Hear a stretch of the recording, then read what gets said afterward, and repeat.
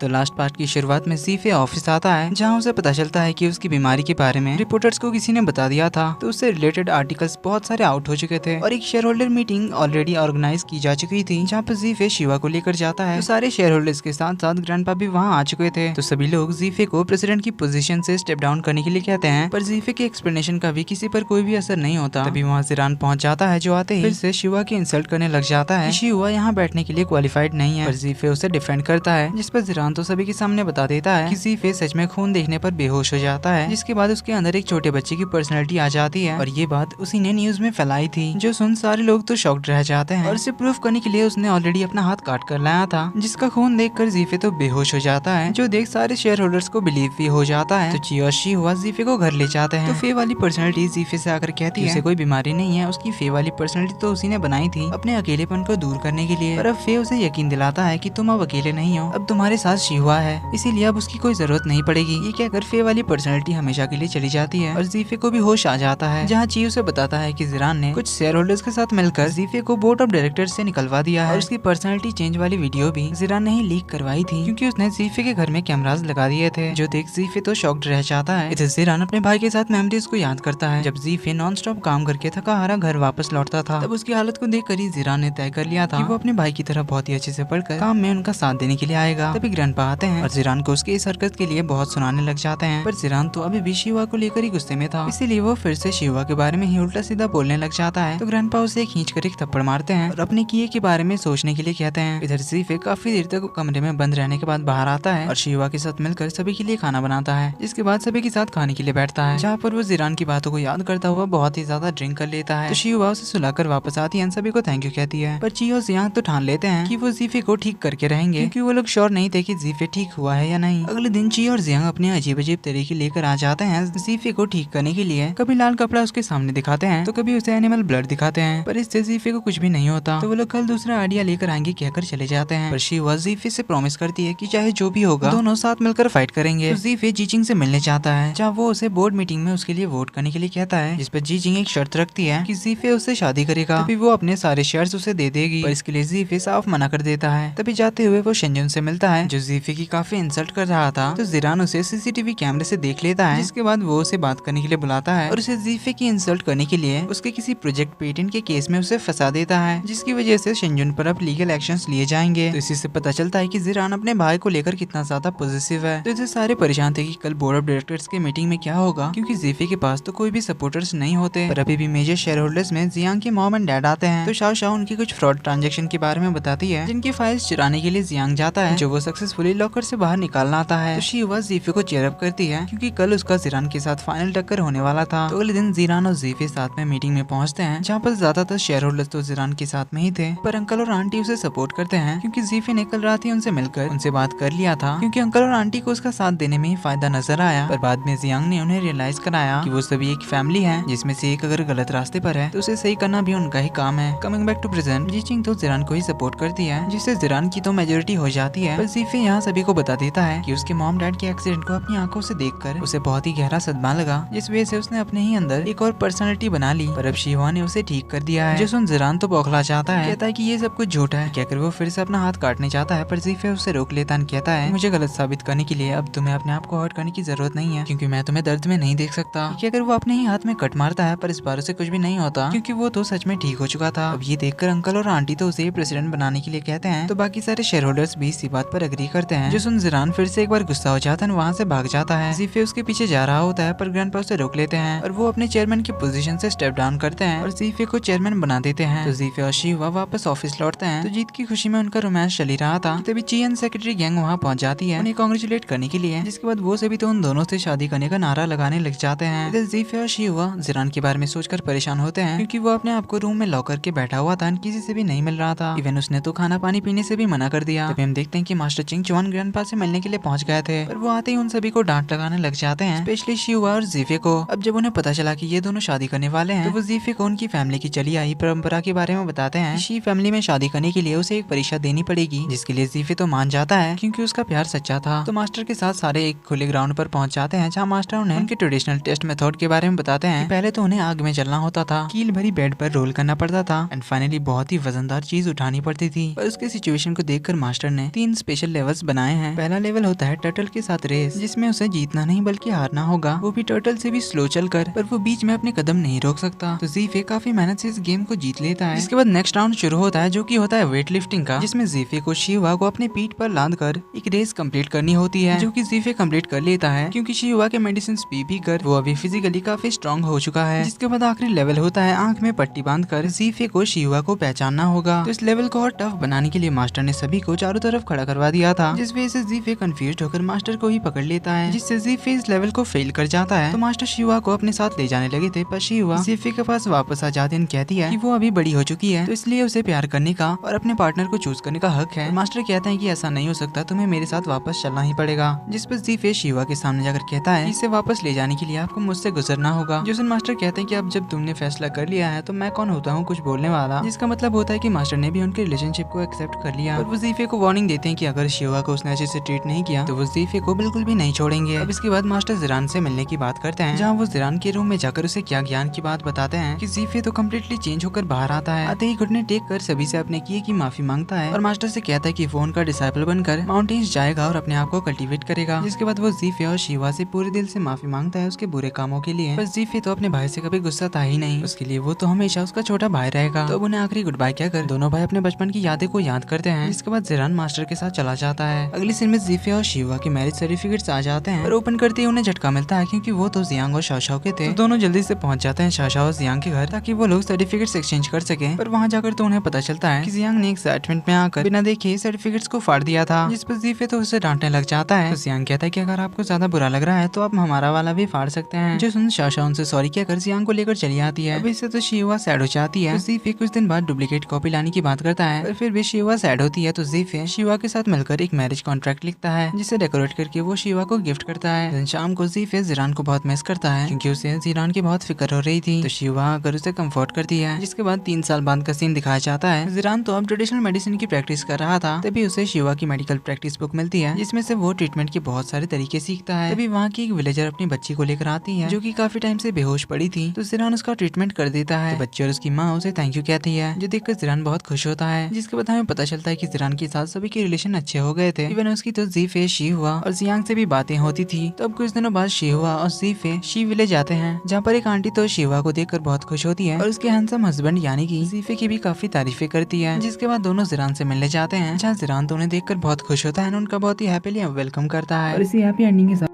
इसका एंड यहीं पर होता है। तो कमेंट में जरूर बताना कि आपको ये ड्रामा कैसा लगा। तो वीडियो पसंद आई तो वीडियो को लाइक कर देना, चैनल पर पहली बार आए तो सब्सक्राइब भी कर देना, बेल आइकन को प्रेस करना मत भूलना, ताकि इसी तरह के नए नए ड्रामास आपसे मिस ना हो। तो मिलते हैं आपसे एक और नए ड्रामा के साथ, तब तक के लिए take care and bye bye.